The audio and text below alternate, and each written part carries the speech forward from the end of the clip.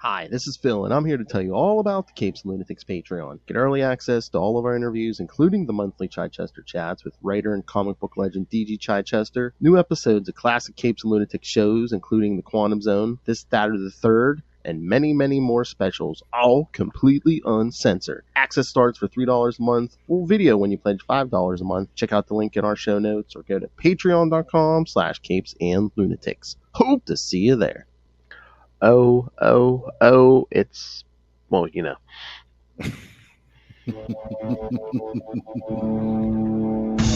Alright, kids, welcome back to another week of Marvel Tales starting October. We're going to get some tales of the supernatural and the dark and the serpentine. Yes, vampires and all your creepy crawlies. But yes, it all starts right here on Marvel Tales. I am Phil. Joining me, as always, oh god, Tell him Sluggeth. Justin the Owl donning his cloak of levitation. Oh my! Yeah, cloak of levitation. We went to the pharmacy like little thing.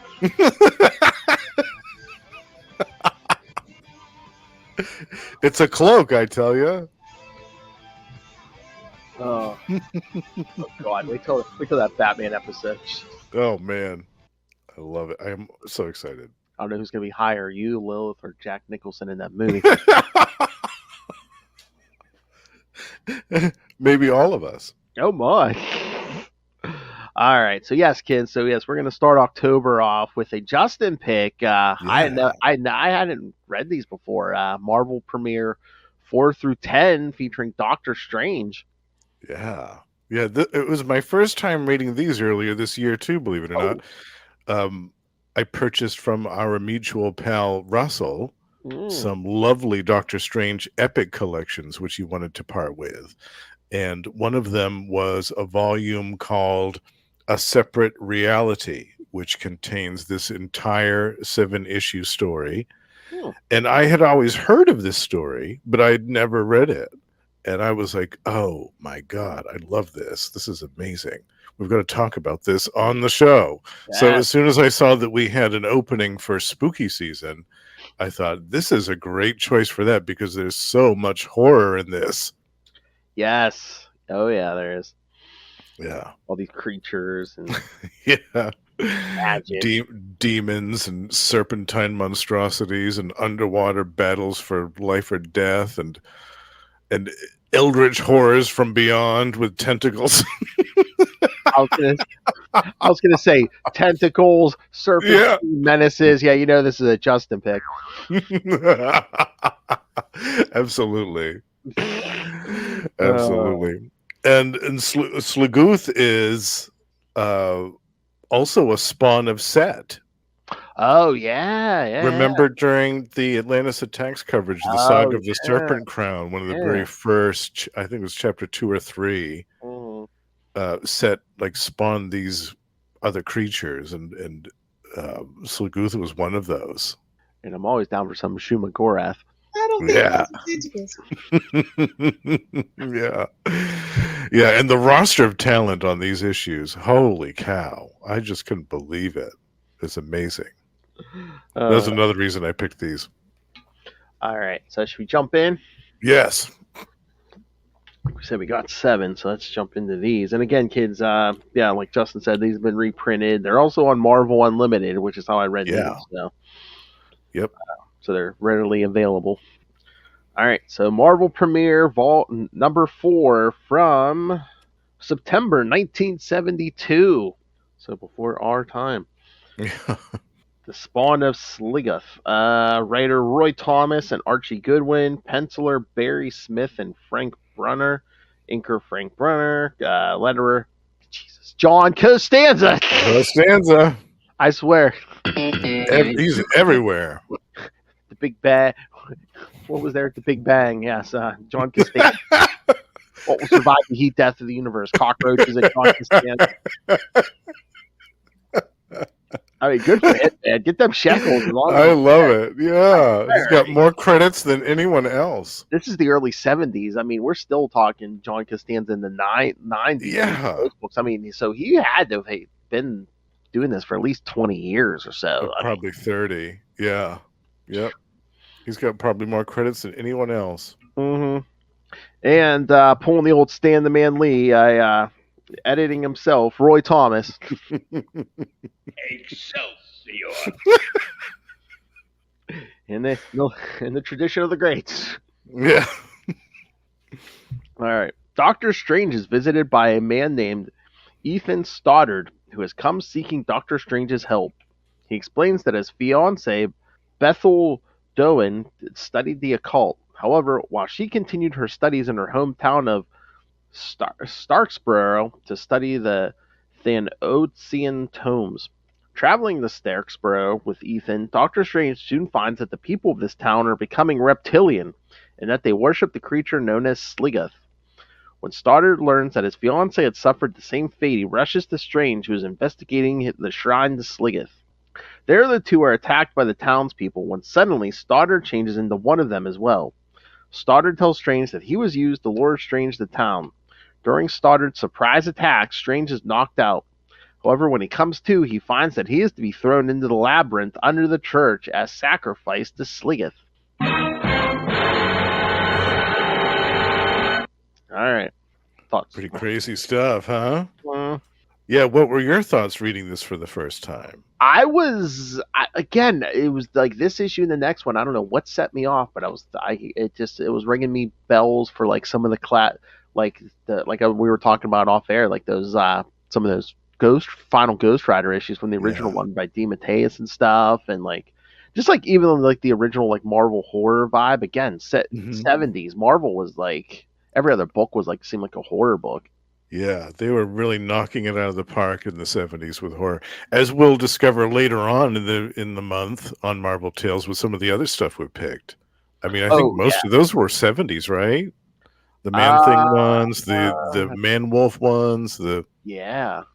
I think the only one that isn't is the Rise of the Midnight Sun. So, Well, that yeah, Captain America might be oh, right, 80. Captain America. That Yeah, was but yeah. right. And I mean, as we'll But get to on the X-Men episode too with special guest Russell. Yeah, it seems like if they weren't even doing straight up horror, like half the time they were like taking like pre-existing characters and like, oh, let's change the Beast into an actual beast. Let's take yeah, this the cat and turn her into Tiger. exactly. Let's mutate them somehow and turn them into Exactly. monsters. Yeah, right. Yeah, and this issue in particular reminded me of like an old Hammer horror movie from Mm, the 60s, like yes. going to Starksboro and stuff, and this, especially the scene where Ethan finds his fiance and she just suddenly turns around, she's like, "Are you satisfied?" Like that. It's amazing the way that they did that whole scene. I love it Mm, so much.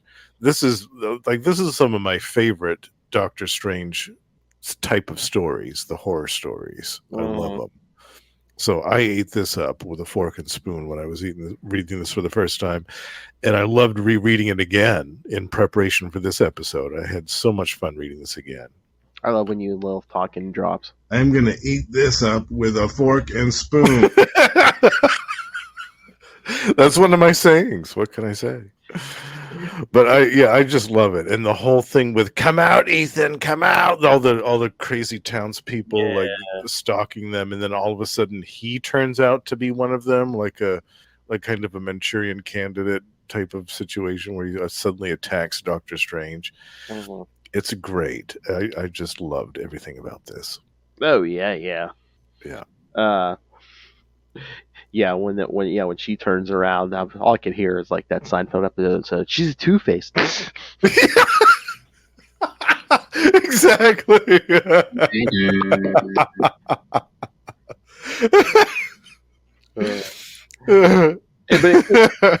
I mean, it's so funny, but it's so weird to like see Doctor Strange ride in a bus. I know, yeah. It's great. It's like a Hammer horror thing with Doctor Strange inserted in the middle of it. It's fantastic. Yeah, it's like they ride the bus to this town in the middle of nowhere. Even the driver's like, if Ian's why not? This is the get out. He's talking about eating a hot dog. Yeah, Mm. it's so funny. Oh yeah. And again, yeah, this is so old. We even got. For the story at least, we still have the ancient one around, Yeah.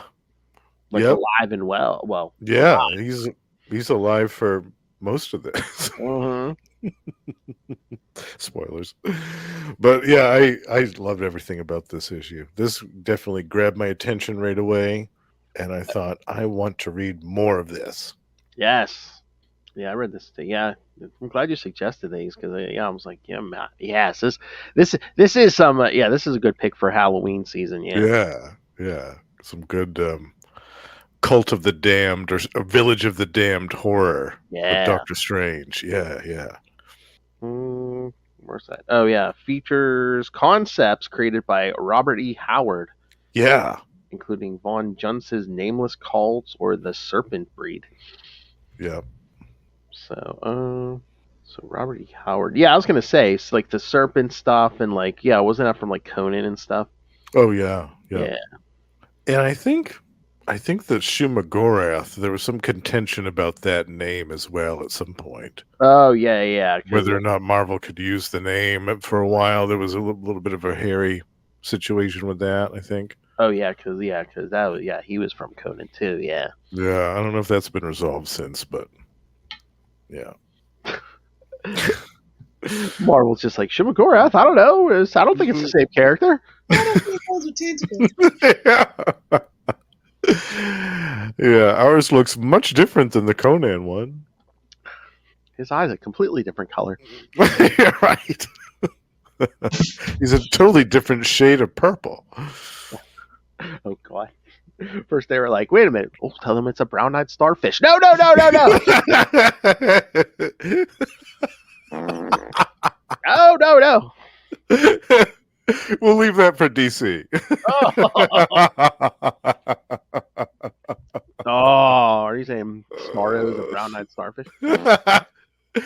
No, wasn't his eye red? They make an ointment. Yeah, until he got it bleached.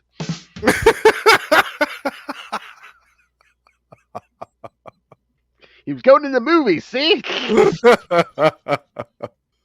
They make an ointment for that. All right, enough with these shitty jokes. Should we get to the next issue? Yeah, yes. Oh, God, you and Lilith. You're bad influence. You're bad influences, both of you. All right, Marvel Premiere number 5 from November 1972, The Lurker in the Labyrinth. All of a sudden, and again, I think he does the rest of the issues. Gardner Fox is the writer. Yes, just I couldn't believe that. Just changes up in the middle of the story. Yeah, it's like what?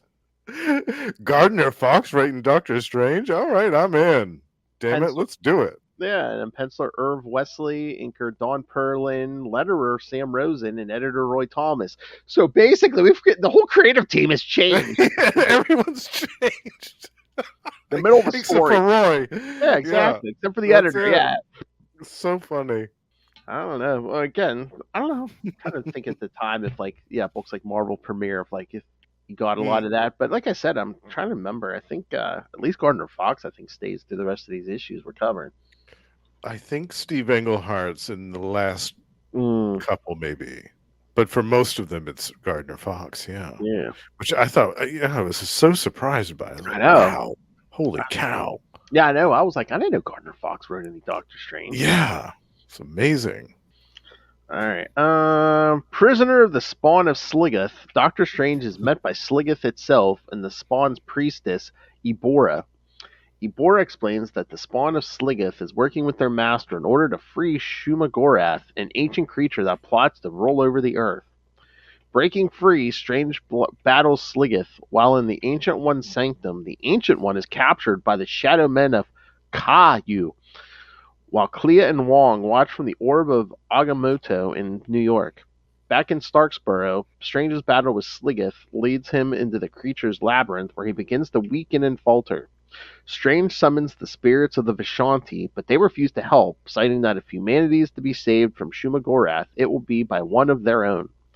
Strange resumes his battle with Sligoth and manages to bind the creature. However, it manages to escape when Ibora casts a spell to summon minions to help her master, causing the cavern to flood and putting Doctor Strange at risk of drowning. Yeah. Crazy, right? Yes. Yeah, this issue is wild. Yeah. Like this all of a sudden went from being like a Hammer horror to like 1940s Universal horror with the creepy staircase and the bats flying around and the cobwebs and stuff, and like it was so wild, this shift that suddenly took place. And you've got the townspeople looking like like Mr. Mxyzptlk. Yeah, exactly. Suddenly they look completely different. Instead of serpent men, all of a sudden they look like they're under the curse of inbreeding. Right. Yeah. And all of a sudden there's this wild detour with the Ancient One, who is doing his thing in his cavern in the Himalayas, and then all of a sudden these dudes burst in and kind of haul him away forcibly. He says, "I cannot resist them. Their cold, cruel hands fasten on my weakened body. Lift it easily. They carry me off to work their wicked wills on my helpless flesh." Scream it!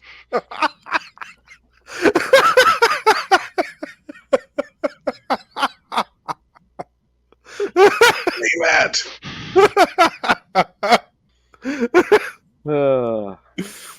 Oh yeah, the whole thing with this, the priestess Ibora, yeah, she's a great foil, right? And I love how she's the only one that's normal. Yeah, everyone else is mutated, but she retains her beauty and everything.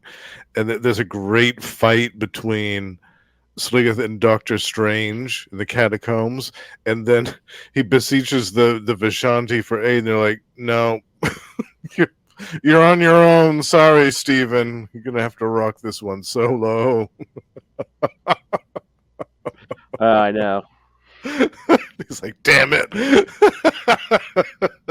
The one time when I need your help and you guys bail on me. Thanks a lot.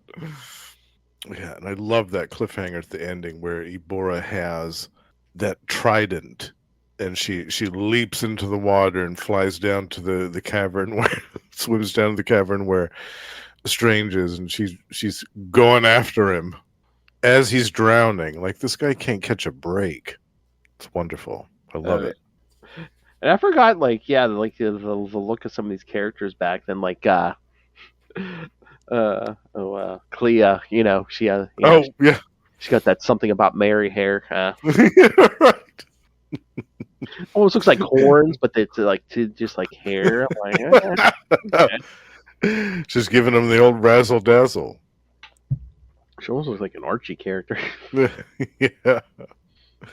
Yeah, the art is so different from the previous issue. Yeah. It's such a shift. Like, even the art makes it look like a 1940s production, like a Golden Age comic in places.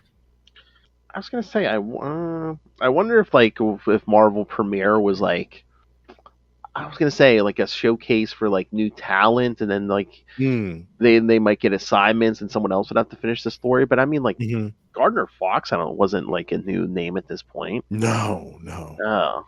Unless it was just for like artists or whatever, because Irv Wesley I'm not familiar with, but yeah, I don't know. Maybe it was where like they had one editor on the book, Roy, and then they had like a rotating cast of writers and artists and stuff. Yeah, I'm not sure. I don't have many Marvel premieres actually. Yeah, I mean, I think this is the first I've read Marvel Premiere, so I'm just like, Premiere. I'm like, is this just like kind of showcasing new talent, or? Yeah, for a while this was like Doctor Strange didn't have a book. Yeah. So this was it. This was the only place you could read his stuff. Well, yeah, that's the weird thing, because I don't know if it's like I don't know if there was a rule you can only have. there's a weird thing about it, like how many books I think they could publish at the time. That's why like you got like Captain America and like some of the other characters, and like you got like Tales of Suspense and Tales to Astonish and all that. Right. All of a sudden, the Yeah. superheroes were taking over those books, and it's just Yeah. because again they would never do that these days. Cause what was it? Was it Tales of Suspense? Like whatever Cap was in, once it hit 100, it became Captain America. Yeah. Continued that numbering. I'm like, modern comics would never. And Thor, Journey into Mystery with Thor, that was the same thing. Yeah, well, and then the weird thing with the Hulk had 6 issues. Yeah. Then he was appearing on Tales to Astonish, and then it's like all of a sudden the next issue that's called the Hulk is 102. It's like, oh. Yeah, what? Yeah, so weird. All right, so should we get to the next one? Yes, Shambler from the Sea. All right, so Marvel Premiere number 6, January 1973, The Shambler from the Sea. Writer is still Gardner Fox, but this time penciler is Frank Brunner. Inkers are Ralph Reese and Sal Buscema. Yes. Letterer Gaspar Saladino and editor Roy Thomas. Doctor Strange frees himself from the labyrinth of Sliggeth and defeats Abora before fighting Sluggeth once more. Strange manages to best the creature in combat and then drowns the ancient demon by plugging its gills. We've all had those kind of nights, huh, Hans?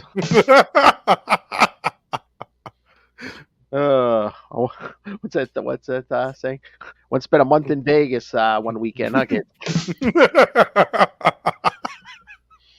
However, as Sliggeth's dead body sinks to the bottom of the sea, the Gapthoth, aka the Shambler from the Sea, comes to life and begins to make its way to the surface. Wong and Clea arrive in Starksboro, where they meet Johnny Frames, who is the real fiancé of Deborah. The 3 are captured by the spawn of Sliggeth and prepared to be offered as a sacrifice to Shuma-Gorath. Doctor Strange comes to rescue them and must battle the Gapthoth, the Ancient One, now a prisoner in the city of Caillou, whose people worship Shuma-Gorath, sends his astral form to help Strange battle the Gapthoth. Strange manages to fight off and eventually destroy the Gaboth, but not before allowing it to flee to a stashed treasure of an ancient map of Stonehenge located in England. After being led to this clue by the Gabthoth, it is destroyed by Strange, with their next course of action to head to England. So the fake and real fiance thing was kind of confused me at first because the real fiance is like, oh yeah, that guy in the cape, meaning Doctor Strange. I'm like, wait a minute, wasn't he the one who went to Strange for help? And I was like, oh no. Then I was like, no. They pulled a fast one. Okay. Yeah. Little quick shuffle of the characters. Mm. And they did that with the villain, like almost in the first like 2 or 3 pages of the story. Sliggeth is defeated. I was surprised by that. I was like, wow, you made him out to be this like really powerful demonic foe. And in the last issue, he even used some type of nasty fungus on Doctor Strange.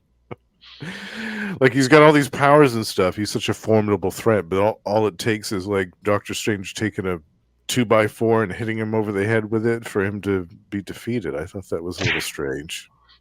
Yeah. It made for a cool sequence, don't get me wrong, but as far as the ultimate defeat of Sliggeth, I thought it was kind of anticlimactic. And it was funny too that like the next page, here's a new monster. I wonder if they were like, we can't have the same monster appear in like 3 issues in a row. We've got to have a new monster every 2 or 3 issues, or else we'll lose them. I don't know. We're shifting pencilers and inkers and everything here pretty quick. Unless the penciler's like, man, I want to draw this. I want to draw something else. Yeah. Frank Brunner was like, listen, I've got this Shambler from the Sea design that I've been dying to do. Roy Thomas was like, all right, we'll do it. I wonder if it's just that it was like, Sliggeth was supposed to be, I don't know, some kind of like evil where it could be defeated by a holy object, because it looks like a cross or crucifix Strange hits him with. So is that supposed? Yeah, that's kind of some of the inference that I got. Yeah, but it just seems so funny that they built him up to be such a such a powerful monstrosity, and then he's Yeah. taken out so easily. Like Well, remember too, he hit him right in the gills. yeah. It's a sensitive area. Yeah, I get it. Took that piece of wood and shoved it right in his gill. Yeah.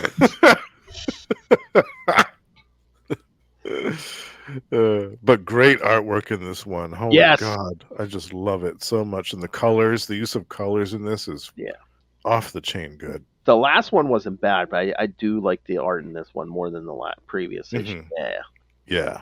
It's definitely it fits the tone of this. Yeah, this story again, we're really kind of well. we're kind of more back to the 70s tone vibe. Yeah, with the art. Yeah. It's back to that era horror instead of universal 1940s horror. Yeah. I mean, Ibora looks like she's about to pour out of the top of that dress. Yeah. Exactly. Looks like she should be played by Raquel Welch. No, I said, hand me the buoys.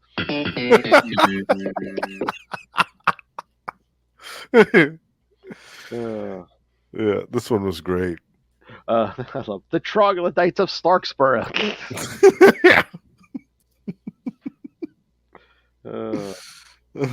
Get more ancient one.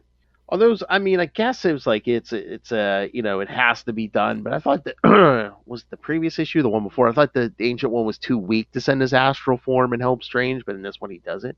Yeah, I guess he musters up the last of his strength to do it. But as we'll see in other issues, he calls upon his reserves again. Yep. That man's got an indomitable will, apparently. And then Strange has to save his friends from the Shambler and Ibora. Yeah. Back to her shenanigans. Less than 24 hours later, she's ready to sacrifice some more people. Yeah, we have some more great action here between the Shambler and Doctor Strange at the end. I love it. I just love the description when the Shambler comes walking, and again, it's not like a cave; it's like a door opens up, and it's just like, oh Lord! it's like it's the sucker distans of the Shambler. His monstrous hands rip and rend at weathered, worm-eaten planking. Suck, suck. Lots of tentacles in this story. Oh, yeah. I don't think those are tentacles.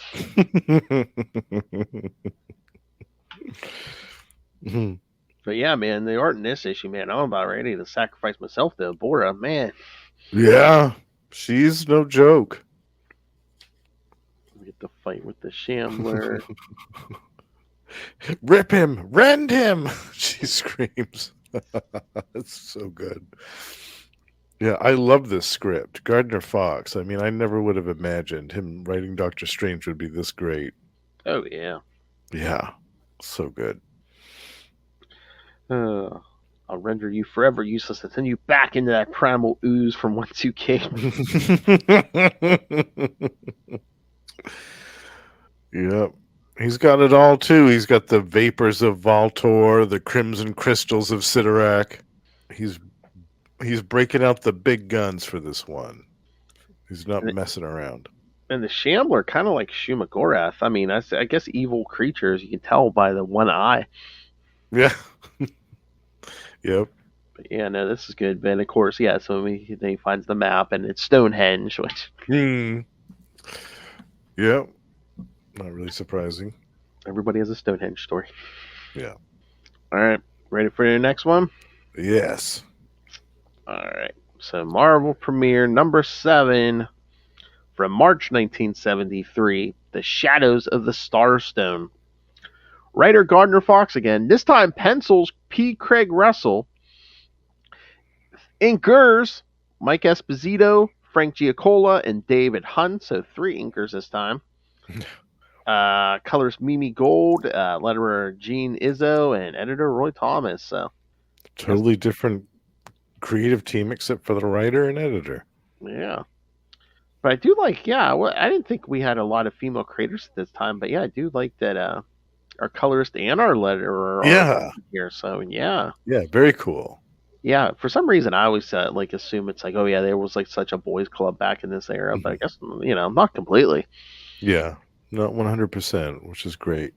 With Nagaboth defeated, Strange leaves for Stonehenge in England right away to prevent the next step in the revival of Shuma-Gorath. In England, near the town of Penmallow in Cornwall, Henry Gordon is the inheritor of his Uncle Jed's manor, Witch House. Oh, here we go. I thought on this, which is still looked after by his uncle's housekeeper, Blondine. Blondine, yeah. And guess which color her hair is, kid?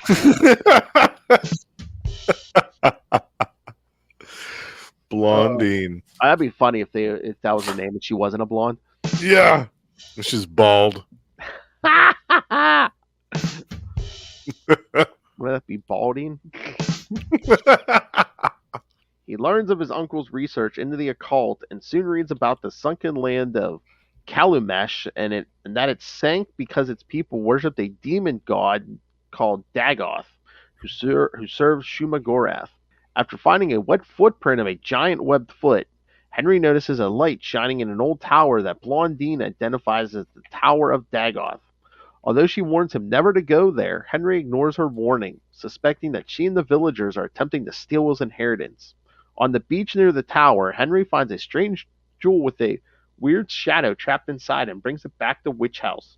Oh, you're just asking for trouble for inheriting a witch house. Early the next morning, Henry has come to believe that his uncle was seeking lost treasure in sunken Kalumesh, and Blondine has agreed to help him hunt for it. As they head out in a motorboat, Blondine warns Henry that legend says that Dagoth still inhabits these deeps and may attack them. Henry again dismisses her warning, and the two of them go scuba diving in search of drowned Kalumesh. However, just as they spot the city, Henry and Blondine are confronted by the demon Dagoth. Helpless against the monstrous creature, the duo are about to be killed when Doctor Strange arrives and manages to bind Dagoth with the 7 rings of Ragador. Strange then rescues the 2 divers and brings them to Witch House, where he wonders if they could be mixed up with the cult of Dagoth.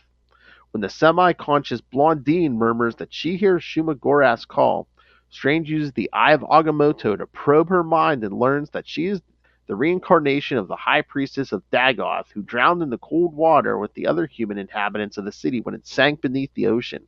That night, while Strange and Henry rest, an entranced Blondine takes the jewel, which she calls the Starstone, and places it before a window that is a lens sacred to Shuma-Gorath.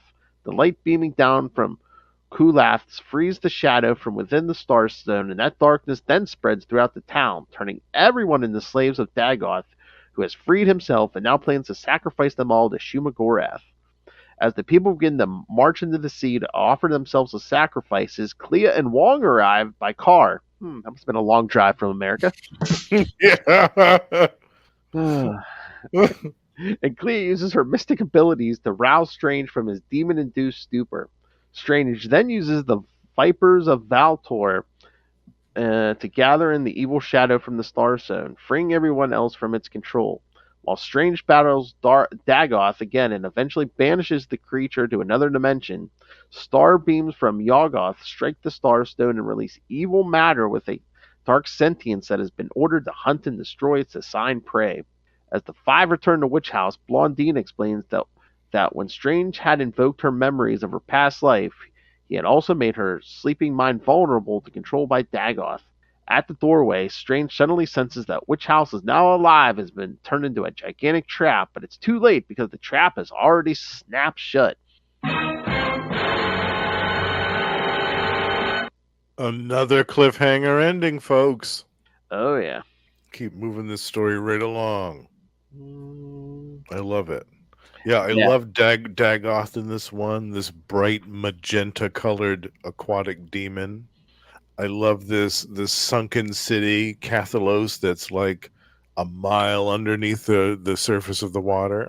There was a lot of setup in this issue. At first, I was reading this, I was like, man, is Doctor Strange going to show up in this issue? Or, yeah, right. Yeah, where'd a whole issue of setup? I was like, okay, I'm here for it to see what happens. But I'm like, man, what's And Blondine, at first, you don't know what's up with her. Because she's like, warning him about which house and all this. And then they go scuba diving. I'm like, she's going to try to kill him. You think she's after your inheritance and you go scuba diving with her? He's going to have an accident with that scuba tank, man. Blondine. I know. What a great name, huh? I just laughed the whole time. Blondine. It's fantastic. Well, again, stay tuned for her sister, Brunetta. Scarlet.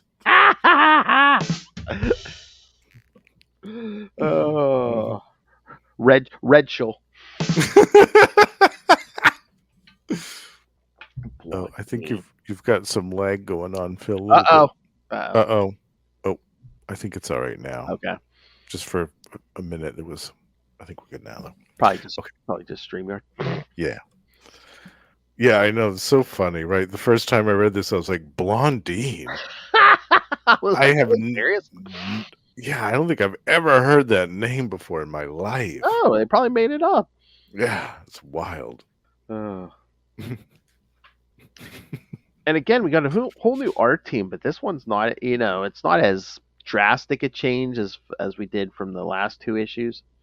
No, it's very, the style's very similar, actually.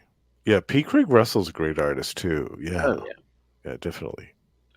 And how old's Blondine supposed to be? When he shows up at the house, she's like, "You're a brave young man coming here." Yeah. I know. Yeah, that's a little vague, right? Because she says, "I was she's the housekeeper, so you expect she'd be old." But yeah, no. Shockingly, kids, Blondine is blonde. Yeah. Yeah. So funny. I love how close this sunken city is. Like they've just got to dive in regular scuba gear and like go down like half a mile and it's right there. It takes them like half an hour to get to it. Yes. It's fantastic. And then and another underwater menace. Yes, I'm noticing a theme here: the underwater menace for Doctor Strange. And Doctor Strange just like swoops in like Superman. Yeah. I really liked the flashback sequence where Blondine was kind of reliving the memories of her previous incarnation on Kalutha. Yes. Yeah, that was cool. That whole page was really neat. So again, it's like, she's not evil. She's just kind of being influenced by... Yeah. We could say that her soul has a tie to this region, whether she likes it or not. Basically under the spell of Dagoth. Yeah. Yeah, I thought that part where he was summoning all the townsfolk to... Including Doctor Strange! Yeah, to go into the water. I thought, wow, this is also surprising to me. And the Starstone, the stuff coming out of the Starstone, I was like, what's going on here? I love this. And I want to know, either Doctor Strange was slow to get into here, or I was like, man, Clea and Wong don't seem like they were that far behind Doctor Strange. Yeah. Yeah, what were they doing this whole time? Well, said, that's a tricky drive from United States over here. Yeah. I love it. Not even any mention of it. They hop the plane and then they got, they rented a car or something. It's just like speeding along the highway. It's like, yeah. Magic. You don't need to speed along the highway. You can just fly there. Or at least, just one text box that says, after a quick red eye or something. Yeah. They're not going to use mystical portals to teleport there, no matter what. No, it'd be far too easy. All right, ready for the next one? Yes, number 8. Yeah, this is. I mean, these are all good covers, but this is like a. Oh God, yeah, that cover is so good. All right, so Marvel premiere number 8 from May 1973, The Doom That Bloomed on Cathulos. Writer Gardner Fox again. This time, penciler Jim Starlin. Yeah. Yeah. I think this is some of his earliest stuff. Probably, yeah. Inker Frank Giacola and David Hunt. Colors Petra Goldberg. Letterer Gene Izzo again. And editor Roy Thomas. Inside Witch House, Doctor Strange uses his powers to defend his friends from the walls and furniture which have been magically animated to attack them, and he eventually gets them all safely outside. Then calls upon the Vishanti to destroy the bewitched building and the evil spirit that had taken possession of it. Once that is done, Henry announces that he and Blondine are going to stay and build a simple dwelling for them both where no evil shall ever enter. Yeah, I mean, how long has it been since Henry came to claim Witch House? I'm like, haven't you known Blondine for like a day or two, and all of a sudden, yeah, we're gonna build a life here together. Yeah. I mean, I unless it's just as the housekeeper, but I mean, like, it seemed like he was Well, thinking about her cleaning something else. Oh, yeah. Yeah. Yeah. Doing some more housekeeping. I thought all natural. I heard a housekeeper. I thought you were gonna be old. No, I know you can stay. No, bro, no, Yeah. Well, the greatest mystical artifact of all time that the siren song that no man can resist, right? Superior puss. Well, some of us.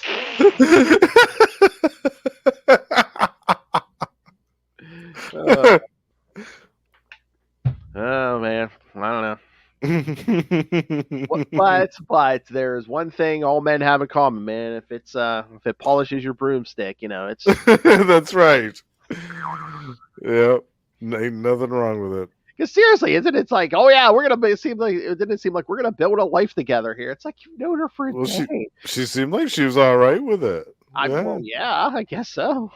Well, I mean, I guess she lived there, right? I mean, she didn't have anywhere else to go. Maybe, I don't know. That, and I mean, was she a gold digger? I mean, he inherited this house. I mean, is there like a fortune or something to inherit here too? No.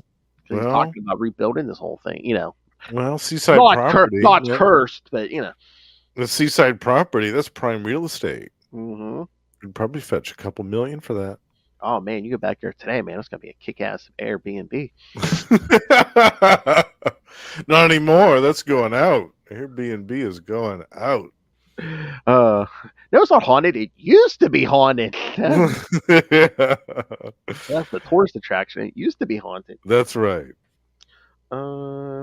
Doctor Strange then departs on his next mission to go to Stonehenge alone in spite of Clea's misgivings.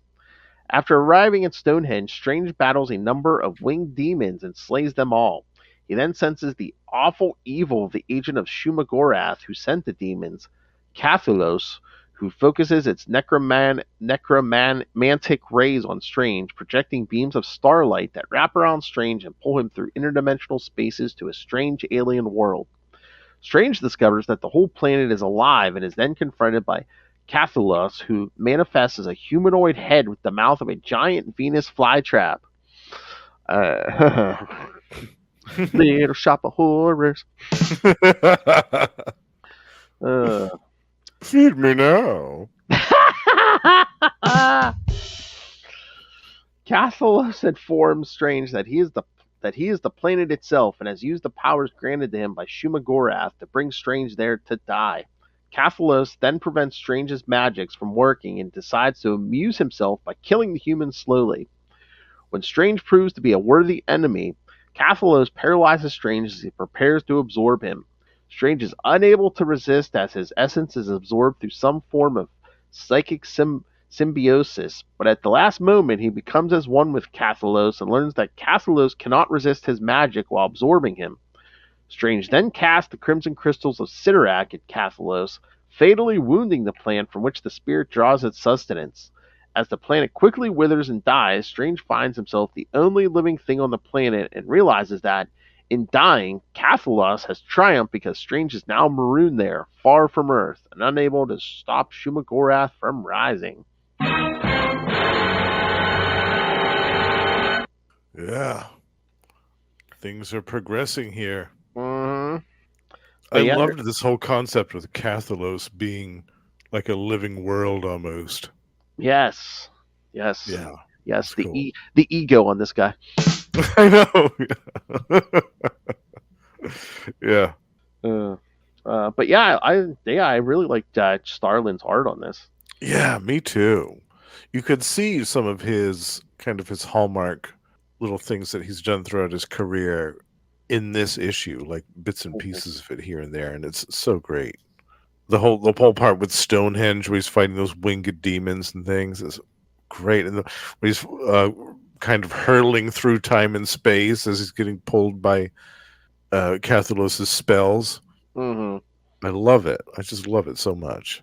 But even like the energy, like the magical energy blast as he's battling the demons at Stone, yeah, all that. Yeah, great. Totally. And again, the colorist helps pull that off too. Yeah. Yes, absolutely. The colors are great, especially when we're taken to the world of Cathalos. Oh yeah. Yeah, I love all of that. Yeah, it's gorgeous. Yeah, and again, it's like, I mean, it's working with the horror vibe, but it's a nice mixture of like the horror vibe, the art, and also like you can see Starlin's like superhero style in here. It's a nice little mixture. Yes, some superhero stuff, some fantasy stuff, some supernatural. Yeah, there's a little bit of everything here. So yeah, so basically, Cathalos tried to absorb Strange, and didn't work out so good. A tough magician to swallow. Yeah, give him indigestion. Yeah. But yeah, I mean, that's a nice little panel at the end too, where it's just like, I'm seeing. I know. Yeah. Branded, yeah. I kind of wish we had seen more of Jim Starlin's Doctor Strange. Yeah. I mean, I love the stuff that comes directly after this a lot, but still, I thought, oh man, only one issue of Jim Starlin. I wish we had a little bit more. I know. That's what I'm like. Was this like a tryout for something, or? Yeah, I feel like it's one of his earlier. Because again, credits.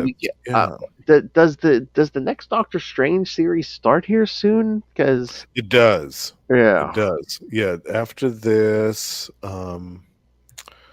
goes up to Marvel Premiere number 14 of March 1974, and then Doctor Strange number 1 starts in June of 1974. Okay. Yeah, because then that goes somewhere into the 80s, and then after the little break there, does it Doctor Strange Sorcerer Supreme comes out? Yeah. Was it like 88 or 89? Yeah. Yep. He was in Strange Tales too for a little bit in the 80s. Yes, yeah, I think that was kind of in between the two Doctor Strange series, right? Yeah. Yep. Yeah, for a while there was no Doctor Strange. Like looking at this epic collection, like the year 1970, there was only 2 appearances of him. Wow. For the whole year. And an issue of Submariner and an issue of Incredible Hulk. And then only 1 appearance in 1971. So it's really strange, yeah. Yeah, I could see like Doctor Strange not being the easiest character to write, just with all the you got to come up with all the mystical, all these weird names, and all the mystical spells and all these weird concepts. I mean, again, an imaginative writer can do it, but it's like, yeah. I think the timing was right too for his return right around this time period, because the early 70s, 1972 was right when that horror. That horror boom was starting, so there was more of an audience for that type of story than there was in a couple of years prior. Yeah, because I think it was like 72, 73. Yeah, this is like around the time I think. We're getting Ghost Rider, and I think Son of Satan, Damien Hellstrom. Yeah. It was a big deal. And again, we were getting, like we were saying, all the creature stuff. Man Thing, and yeah. Yeah, I think that was 74. Yeah, yep. Yeah, I mean, Morbius is in the 70s, his first appearance. Right. Spider-Man. Yeah, so. Yep. Pulling out all the guns here. All right. Yeah. Should we get to the next issue? Find out how. Yeah. Yeah. All right. Marvel Premiere number 9 from July 1973. The Crypts of Caillou. Writers Steve Englehart and Frank Brunner. So here's Englehart, and penciler also Frank Brunner. So he's co-writer and penciler. Inker Ernie Chua, colorist David Hunt, letterer, he's back, kids, John Costanza, and editor Roy Thomas. With the aid of the Ancient One, Doctor Strange is able to get off the dead world of Cathalos by causing the planet to detonate and using the planet's force of the explosion to hurl himself forward in space. After battling several demons which were dispatched to try and stop Strange's return to Earth, Strange arrives at the crypts of Caillou, where the Ancient One is being held prisoner. Confronting the leader of Caillou, the living Buddha, Strange also fights off numerous shadow men as well. As Strange is swarmed by the attacking creatures, the Ancient One must help his pupil, but this weakens him tremendously. After the battle, Strange is horrified to learn that Shuma-Gorath intends to return to Earth through the Ancient One's mind. Yeah. How's that for a cliffhanger ending? Oh, yeah. Yeah. The voice of Shuma-Gorath coming from the Ancient One. This is your brain. This is your brain on Shuma-Gorath. Yeah. Yeah, the art in this one, holy God, Frank Brunner. I think that after reading a lot of this stuff and a lot of his other Doctor Strange stuff, he might be tied with Gene Colan for my favorite Doctor Strange artist, because I just love his Doctor Strange so much. I think it's immaculate. Yeah. This is, Yeah.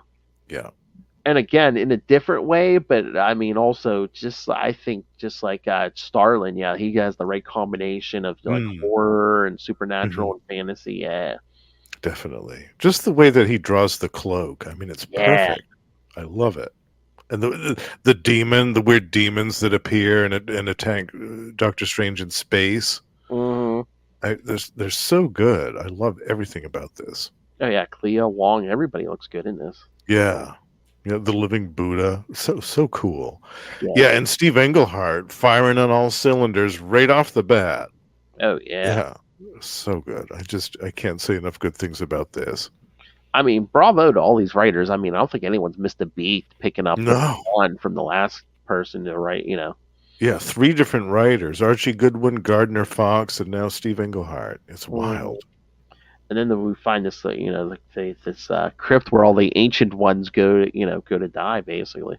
Yeah, ancestral mausoleum.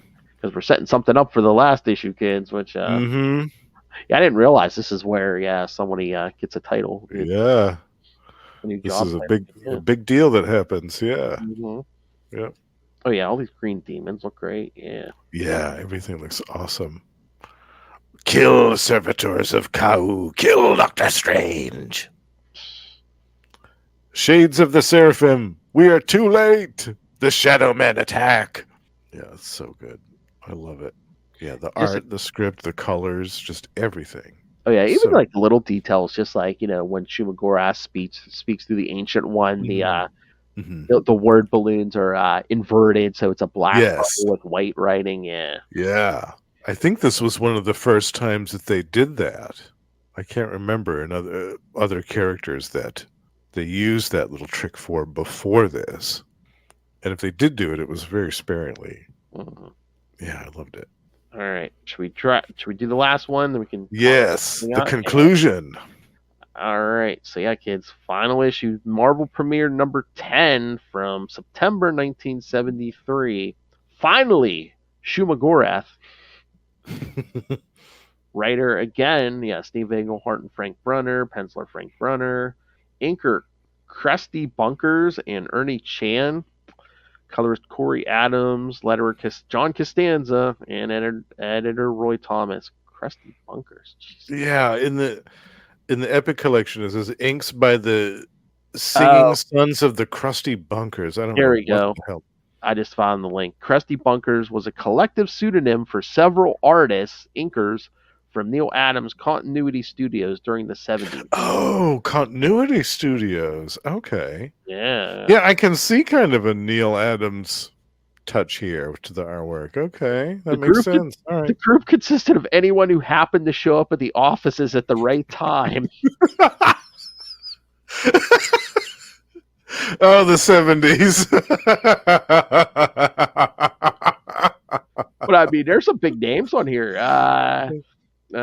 Included were, and this is alphabetical order, Jack Abel, Terry Austin, Pat Broderick, Frank Brunner, Howard Chaykin, David Cockrum, Steve Englehart, Dick Giordano, Larry Hama, Bob McLeod, Al Milgram, Michael Nazar, Ralph Reese, Marshall Rogers, Walter Simonson, Oh my Jim word! Starlin, Greg Thakiston, Alan Weiss, and Bernie Wrightson. Oh my word! Yeah. Wow, So at any point, that's you could have a incredible. couple heavy hitters doing the Yeah, yeah, and you wouldn't even know because they weren't credited in the issue. yeah. That's Like, wow, that's yeah. incredible. And it said too, yeah, Krusty Bunkers, this group, yeah, they did work for Marvel and DC at the time. So, Wow, that's great. all right. So, with Shuma-Gorath using the Ancient One's mind as a portal to Earth's dimension, Doctor Strange is the only force standing in the demon's way. Traveling into the Ancient One's mind and battling Shuma-Gorath's defenses, including a conjuration of Dormammu from the Ancient One's memories, Strange finally battles his way into Gorath's realm. There, Strange battles the creature, but then realizes that the only way to stop Shuma-Gorath is to kill his own master. Slaying the Ancient One with a mystic bolt, the Ancient One is killed, sealing the portal for Shuma-Gorath and causing the city of Caillou to crumble. Grieving over his master's death, the Ancient One appears around him, telling Strange that he is now one with the universe, and now Strange will fill his position as Sorcerer Supreme. So yes, kids, Marvel Premiere 10 is the issue where Doctor Strange officially gets the title for the first time, Sorcerer Supreme. This is it. Mm. Yeah, so wild. Oh, and of course, yeah, this issue is reprinted in Marvel Treasury Edition number 6. Mm-hmm. Which I guess it would be a reprinted one because it's where he becomes Sorcerer Supreme. Yeah, this is a big deal. Yeah, and this whole story is pretty legendary in the Doctor Who canon. I think that maybe I had some black and white reprint of this back in the day. Didn't they do those Oh, it was one of those essentials. Yeah. Yes, the black and white reprints. Yeah. I think I had one of Doctor Strange that may have had this in there. It might be, yeah. But it's so much better with the color. Oh my god, it's like a night and day difference. They were almost like small telephone books, kids, and they reprinted a bunch of issues, but it was all black and white. Which I was like, fine, if it's cheap, I'm fine. Yeah, that was how I read the first Moon Knight series for the first time. Yeah, that series it was fine for that to be black and white. I love it. I read the first I read the first volume of that of Moon Knight. Yeah. That's how I read the entire original run of Jessica Drew Spider-Woman. Oh, right. Yeah. They reprinted that whole 50 issues in 2 volumes. Yeah. Oh, nice. Yeah. Those back in the day, those were like a cheap way to read those stories. Oh, yeah. I had a bunch of Spider-Mans. I think I have like the first 2 volumes of the Hulk through that, some X-Men stuff, Avengers. Yeah, I got a couple volumes of a bunch of Avengers. Yeah. I probably read at least the first 50 issues of Avengers that way. Nice. Yep. Good stuff. But yeah, I mean, yeah, Doctor Strange, he had to kill the Ancient One, to keep Shuma-Gorath from coming through to Earth. But he was ready to chuck it all. He was like, I took a Hippocratic oath. I took an oath, to preserve life and stuff, even as mystically. And he's like, no, I'm going to chuck it all. And that's when the Ancient One basically shows up on a tree and says, don't do that. Yeah. Basically says, I'm not basically now one with everything. Yep. He sees him in the water. He sees him in the rocks. Yep. He sees him on the face of a spider on a leaf.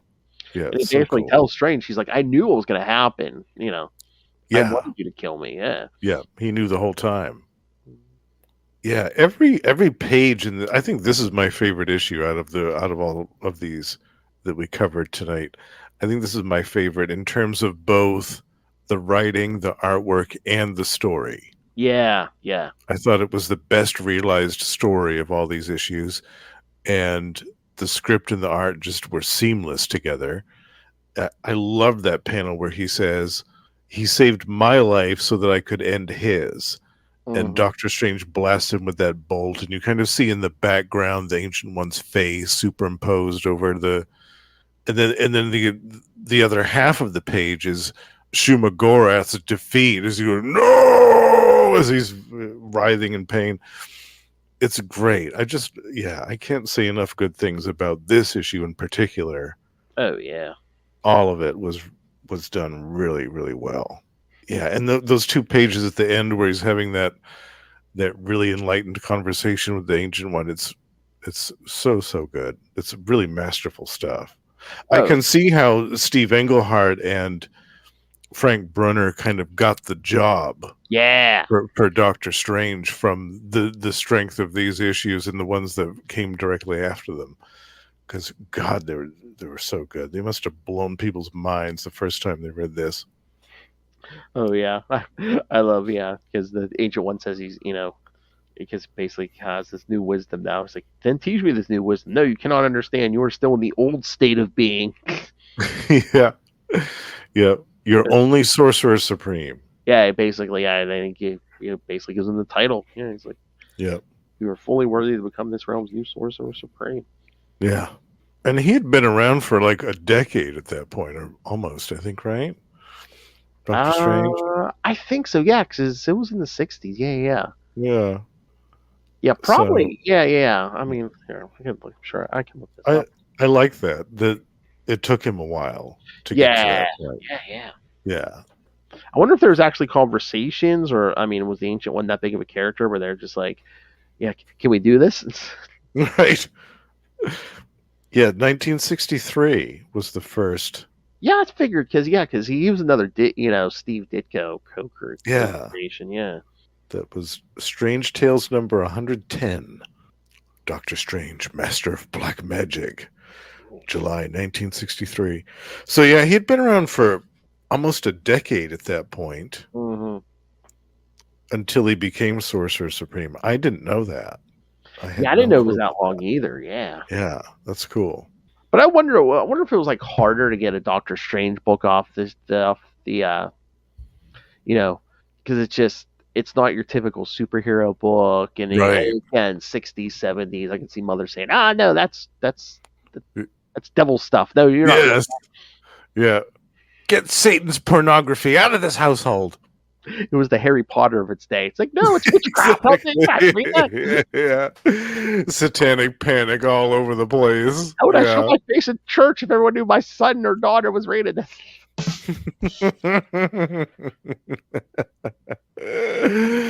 Oh, man. I'm glad that I didn't grow up in that era because I would have tortured my parents. Every day I would have been like, hell, Satan, bitch!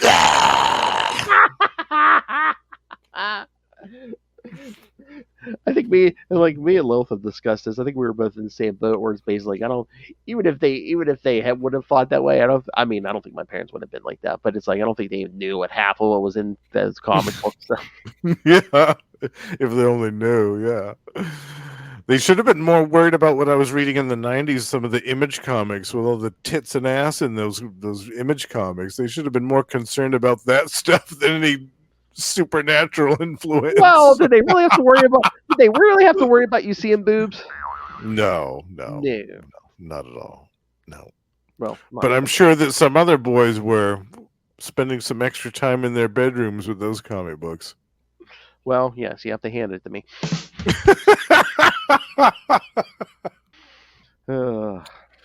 Yeah, so what did you think of this story as a whole? Like the whole I liked it. I'm glad you picked this. Again, it's like I like the whole the 70s horror, and also I like the I hadn't read this, and now I know where Stephen Strange became Sorcerer Supreme. Yeah, it's a milestone issue. Yeah. But and also, this creative team was one of the best. I think. The multiple teams. Yeah, I just I like the. Like I said, I like pretty much everything everybody did. I mean, I have favorites out of the rotating cast, but I thought they all did a good job. Nice, yeah. I'm glad you liked it. Yeah. That's the thing. I've read a bunch of Doctor Strange, but I do have big holes in my reading where I haven't read a bunch. So this kind of helped fill in a gap here. Yeah, there's a little bit after this that I hadn't read before in the 70s, and then there was a chunk in the 80s that I hadn't read as well. So there's big gaps for me too, but it's fun. It's been fun kind of catching up and filling in the blanks and stuff. Yeah. All I'll say is, hey kids, wait until December and we'll talk about the new sorceress of the current sorceress.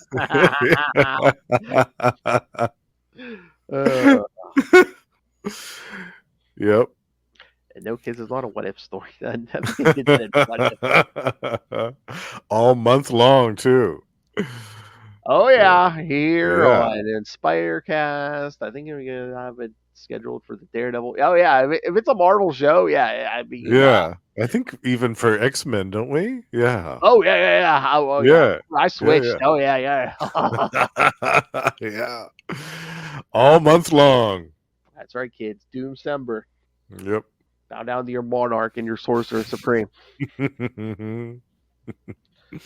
All right. Anything else, Justin? No, I'm happy that we covered this story. I'm glad you liked it. That makes me happy.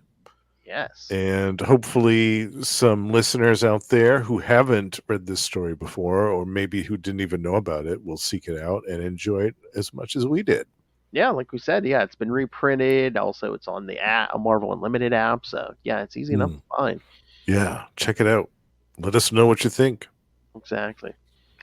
All right, so next week we're going to cover Creatures on the Loose 30 through 35, a man-wolf story. Yeah. Yeah. I can't wait for that. Oh, man. Yes. So there's your werewolf. And then in 2 weeks, we'll cover Captain America 253 and 254 featuring Baron Blood. There's your vampires. There's your vampire. Yeah. And then the week after that, we'll cover the first 4 issues of Man-Thing from 1974. There's your swamp monster. As if you didn't know who requested the Man-Thing. Oh, yes. You know it. You know it. COD, kids. All right.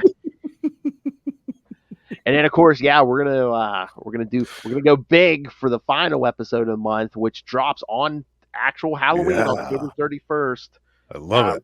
Rise of the Midnight Suns from Ghost Rider 28, Ghost Rider and Blaze Spirits of Vengeance 1, Morbius #1, Darkhold #1, Night Stalker #1, and then Ghost Rider 31. Yeah, that's gonna be a big one. I can't wait. It's like the big one of the 90s. Yeah. That was huge too, because I think that was right around the fall. So it was perfectly timed, that whole crossover. It was great. Pretty much when that whole thing took off. Yeah. All right. So, yes. So, all right, kids. So, send us your thoughts. Email us, CapesandLunatics@gmail.com, or call the voicemail, 614-382-2737. That's 614-38-CAPES.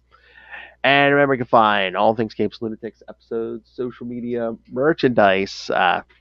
Get the new merchandise, get the old merchandise. And again, of course, that woman with this sinister name, Lilith, the man that you rain random money on. I think isn't that the villain of the Rise of the? Is she in the Rise of the Midnight Suns? Oh yes.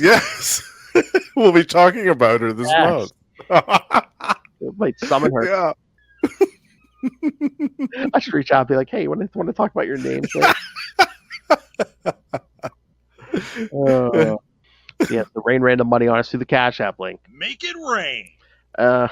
So yes, please, of course, don't make us dance on that metaphorical pole in a haunted club, dancing under the name Blondine. She looks like she's working a stripper pole down at Divas. And, of course, the Patreon, where, again, Lilith and I give you something different every month, completely uncensored, exclusive just to our patrons, like our Al friend down there. Yes, join me in the Patreon Elite, and you can listen to this month's episode about the life and career of John Byrne. Yeah, and you spring for the video. Yeah, you get a bunch of examples of, this man's art. and the patterns he seems to fall into certain women of the Marvel and DC universe. All right. So find the Patreon at patreon.com/CapesandLunatics and find everything at tubespace.io/CapesandLunatics Podcast Network. It's tubespace.io/CapesandLunatics Podcast Network. More vicious and brutal than ever. All right. And now let's summon our owl friend here, Justin the Owl. You can find him, of course, here every week on Marvel Tales, talking something different from Marvel. You can hear him at least once a month, and that's going to be going up more frequency to on X-Men Classics, where I guess we talk anything with an X in the title. X-Men, you perverts. Of course, you can hear him once a month on Energon Universe with myself and Russell talking all the new Transformers and G.I. Joe content from Image. And then over on Capes Lunatics Sidekicks, you can hear him at least once a month on We Are the Night, The Batman Podcast. Yeah, talking Azrael, or and again, he pops his head in for other things like episode 200, Yes. where me, Justin, Lilith, and Tyler are going to talk Batman 89, do a live watch. Yes, I'm so excited for that. Oh, yeah, me too. Yeah, you and Lilith are excited. You're going to be high as kites. All right. And, of course, you can catch him every so often on Electric Mullet, where he's doing a nice little run right now. Yes, Superman in Exile, and then some of my favorite villains immediately afterwards. That's right. But, of course, that's not all this man does, this king of podcasting. So, Justin, where else can they find you? Tell them about these great shows. You can also find me on Gamma Charge, where every month Russell and Josh and I talk about the Incredible Hulk or the Sensational She-Hulk, depending on which episode you choose. We cover a little bit of everything, and we also have a Patreon, so definitely check us out if you are so inclined. And over on Predator and Prey, we are joined by the High Priest of Khonshu and Sparky, and we discuss not only the new Marvel comics featuring Fox's Predator, but also the classic comics from Dark Horse. And my solo show, The Lost Library of Legends, is currently spotlighting in 3 parts a forgotten DC title from 2002 called The Power Company. I'm going to eat this up with a fork and spoon. Hold on, let me grab a handful of this. One way trip to Biscuit Town. Do you have complete memory of those videos? Oh, I do, yes. Yeah, those weren't blackout situations. Oh, okay, good. Yeah, It's me, your old pal, the owl. I don't drink to that excess anymore. I end up paying for it for too many days afterwards. Oh, yeah, I saw John. I went on Facebook real quick last night before bed, and I saw they were doing a live Predator and Prey. Oh yes, I wasn't on that one. Yes, yeah. No. So I had the comics. I saw Ray was broadcasting from his car. So yes, live from the chopper. Yeah. I jumped on. I said, so how much horsepower does Ray's studio get?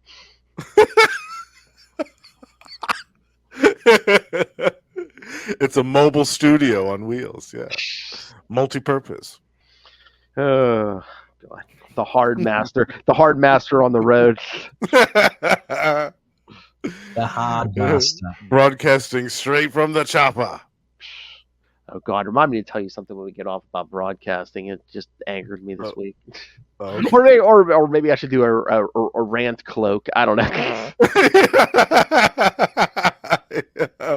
No, it's hard enough doing podcasting when like all these famous people are jumping on, and it's just like they're just getting all these views and stuff and downloads because they're famous and stuff. But did you hear who's getting a podcast now? No. Haley Welsh, the Hawk Tua girl, was now getting her own podcast. Oh, no. Who's setting her up with a big podcast thing, but now it's going to be Talk Tua. Oh, for God's sake. I know. Gotta give him that and spit on that. Well, she's at 14:59. She's trying to milk the last milliseconds out of that shit. Oh, she's milking it. Gotta give him that hawk. God. Oh, man. Yeah.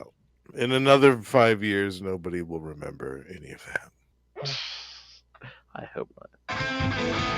All right, kids. Thanks for joining us. Again, next week, Creatures on the Loose. Yes. Man-Wolf in the house. Then in 2 weeks, Captain America featuring Karen Flood. Yeah. Get your stakes out.